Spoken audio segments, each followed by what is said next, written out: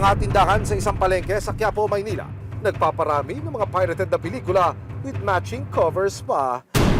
Pero sa mga kahon, sa ilalim ng kanilang mga estante, tatambad ang rated X na mga pelikula.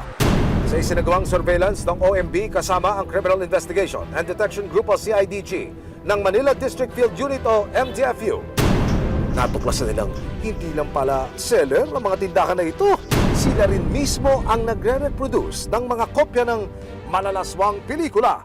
Kaya naman noong April 26, matapos makumpirma ang kalakaran, nagkaroon ng joint operation ng OMB at CIDG, MDFU, kasama ang resibo. Lumarga ang mga operatiba papunta sa isang palengke sa Quiapo. Pababa pa lang ay pansin agad ang iilang mga pwesto na may mga nakasabit na DVDs. Sa unang tindahan, mga pamilyar na pelikula ang paninda. Pero nang halongkatin ang nasa ilalim ng mesa,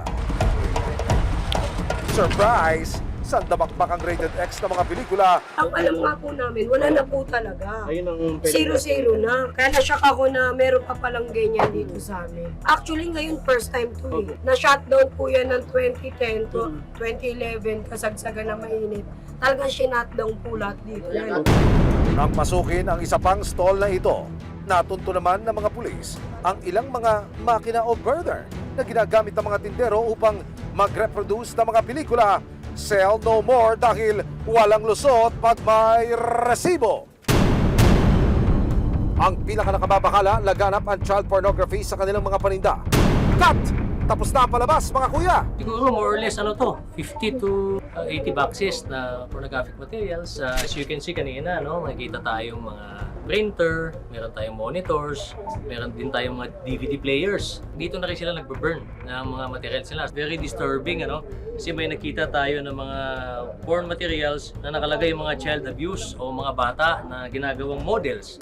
Ayon sa Optical Media Board, mahigpit silang nagbabantay laban sa child pornography sa bansa at sa patuloy na paglaganap nito. Dahil sa mga ganitong rampant na pagbebenta ng mga illegal pornographic or child pornography videos, medyo nakaka-alarma po siya kasi doon po tayo nagkakaroon ng mga case ng mga rape, mga early pregnancy dahil dito sa pagpapanood ng mga ganitong klaseng mga porn videos.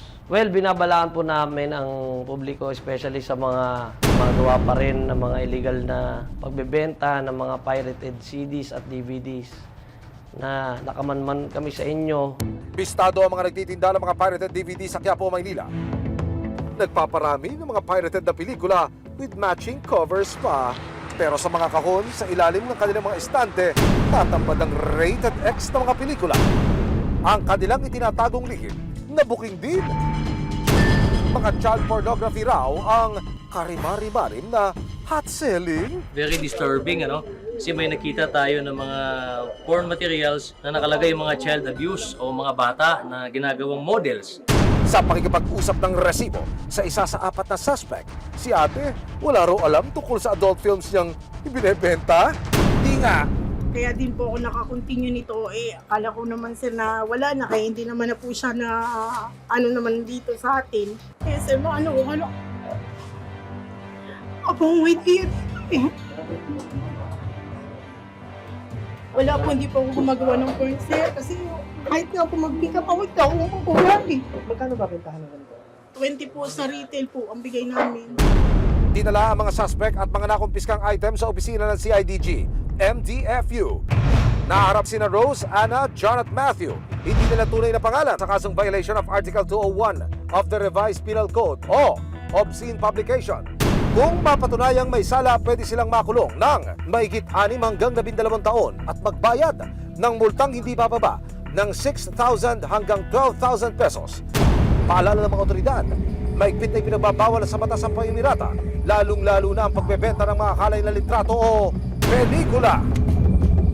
Alam naman po natin na bawal yan. Also naman sa mga magulang natin dyan, make sure na alam natin ang ginagawa ng mga anak natin. So I advise them na tutukan po natin ang mga anak po natin.